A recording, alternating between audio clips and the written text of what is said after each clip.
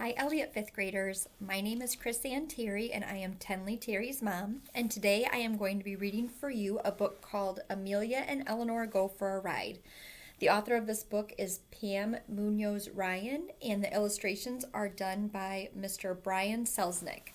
And the cool thing about this book is that the author, Pam, was always a big fan of Amelia Earhart and Eleanor Roosevelt, but she didn't realize at first that they were really good friends. So when she found out that they were good friends and found out that there was a story of them leaving a dinner at the White House to go on a nighttime plane ride together, it inspired her to write this story. So everything is based on true events, and the illustrator, Brian, while he was illustrating this book, he lived in Washington, D.C., so he did a lot of research on the different places that you could visit in D.C. He did a lot of research on the White House, and you'll see it says that in the book that during the dinner party they have the China pattern, so the design that's on the plates in the story is the actual design that was on the actual plates that they used at this dinner, and that the wallpaper, the design of the wallpaper on the walls that he's illustrated is the actual design of the wallpaper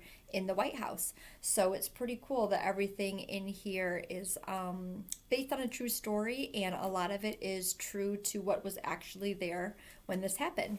So I'm going to begin reading Amelia and Eleanor Go for a Ride.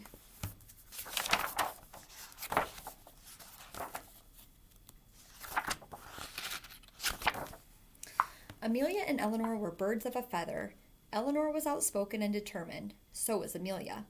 Amelia was daring and liked to try things other women wouldn't even consider. Eleanor was the very same. So when Eleanor discovered that her friend Amelia was coming to town to give a speech, she naturally said, "Bring your husband and come to dinner at my house. You can even sleep over."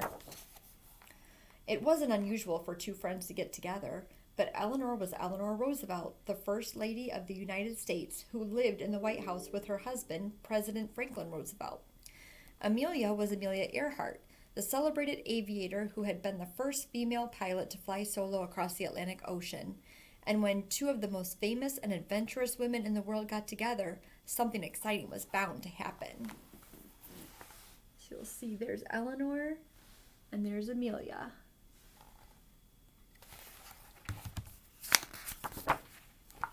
And here is Washington, D.C.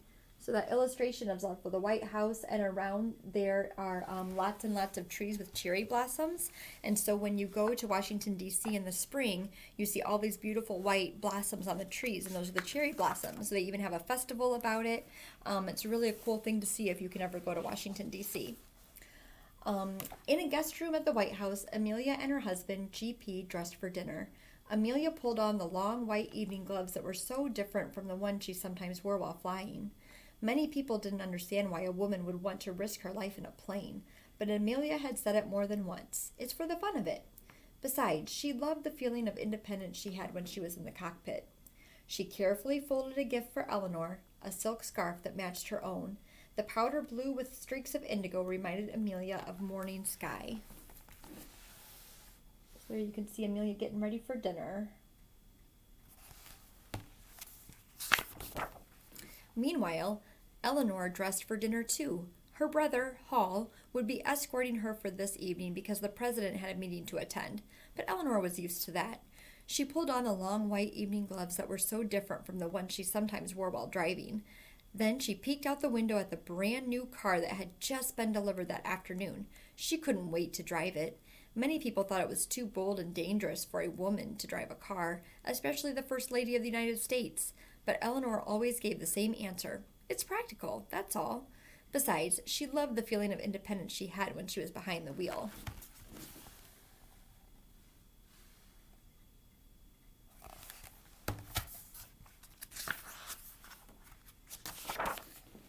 It was a brisk and cloudless April evening. The guests had gathered in the Red Room, and the table looked elegant, as even small dinner parties at the White House can be. Eleanor and Hall greeted Amelia and G.P., as well as several reporters and a photographer. Amelia gave Eleanor the scarf. "I love it," Eleanor exclaimed. "It's just like yours."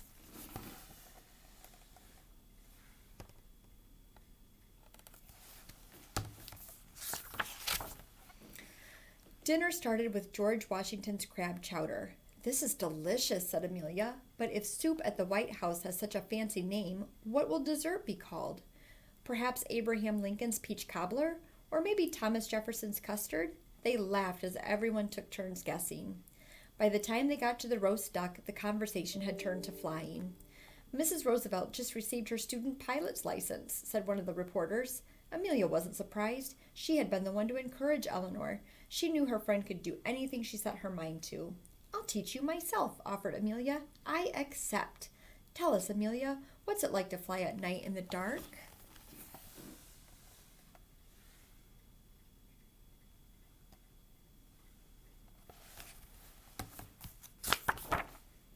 Everyone at the table leaned closer to hear. Very few people in the whole world had ever flown at night, and Amelia was one of them. Amelia's eyes sparkled. The stars glitter all about and seem close enough to touch. At higher elevations, the clouds below shine white with dark islands where the night sea shows through. I've seen the planet Venus setting on the horizon, and I've circled cities of twinkling lights.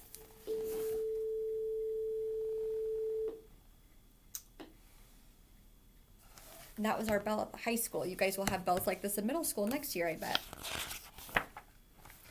"And the capital city at night?" asked Eleanor. "There's no describing it," said Amelia. "You just have to experience it on a clear night when you can see forever. Why, we should go tonight. We could fly the loop to Baltimore and back in no time." The Secret Service men protested. "This hasn't been approved." "Nonsense," said Eleanor. "If Amelia Earhart can fly solo across the Atlantic Ocean, I can certainly take a short flight to Baltimore and back." Before dessert could be served, Amelia had called Eastern Air Transport and arranged a flight.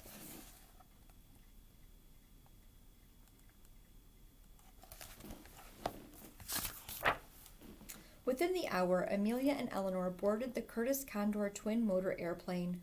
For a moment, both women looked up at the mysterious night sky. Then, without changing her gloves, Amelia slipped into the cockpit and took the wheel. The plane rolled down the runway faster and faster. Lights from the airstrip flashed in front of them, and they lifted into the dark.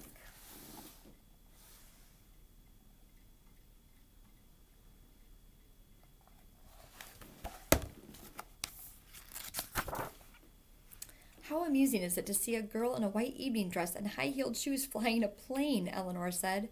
Amelia laughed as she made a wide sweep over Washington, D.C. and turned off all the lights in the plane. Out the window, the Potomac River glistened with moonshine. The Capitol dome reflected a soft, golden halo, and the enormous, light-drenched monument looked like a tiny miniatures. Soon the peaceful countryside gave way to shadowy woodlands. The Chesapeake Bay became a meandering outline on the horizon, and even though they knew it wasn't so, it seemed as if the plane crawled slowly through starstruck space. Eleanor marveled. "It's like sitting on top of the world."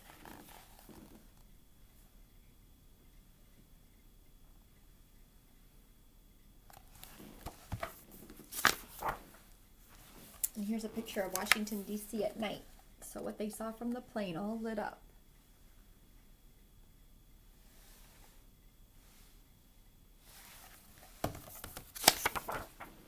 When it was time to land, Amelia carefully took the plane down. A group of reporters had gathered, anxious to ask questions. "Mrs. Roosevelt, did you feel safe knowing a girl was flying that ship?" "Just as safe," said Eleanor. "Did you fly the plane, Mrs. Roosevelt?" asked one reporter. "What part did you like best?" said another. "I enjoyed it so much, and no, I didn't actually fly the plane. Not yet, but someday I intend to. I was thrilled by the city lights, the brilliance of the blinking pinpoints below." Amelia smiled. She knew just how Eleanor felt.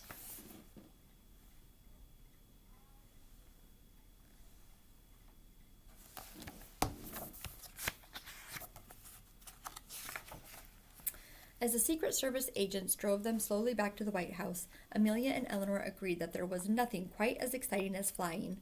What could compare?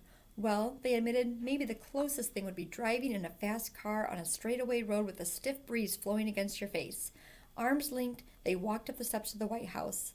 Eleanor whispered something to Amelia, and then they hesitated, letting the rest of the group walk ahead of them. "Are you coming inside, Mrs. Roosevelt?" someone asked. But by then, they had wrapped their silk scarves around their necks and were hurrying toward Eleanor's new car.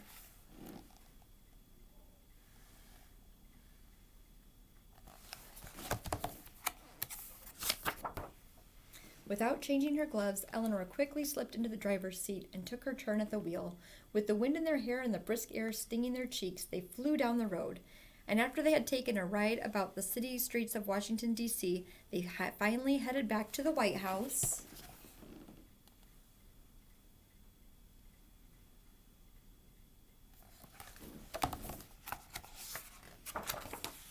for dessert. Eleanor Roosevelt's Pink Clouds on Angel Food Cake.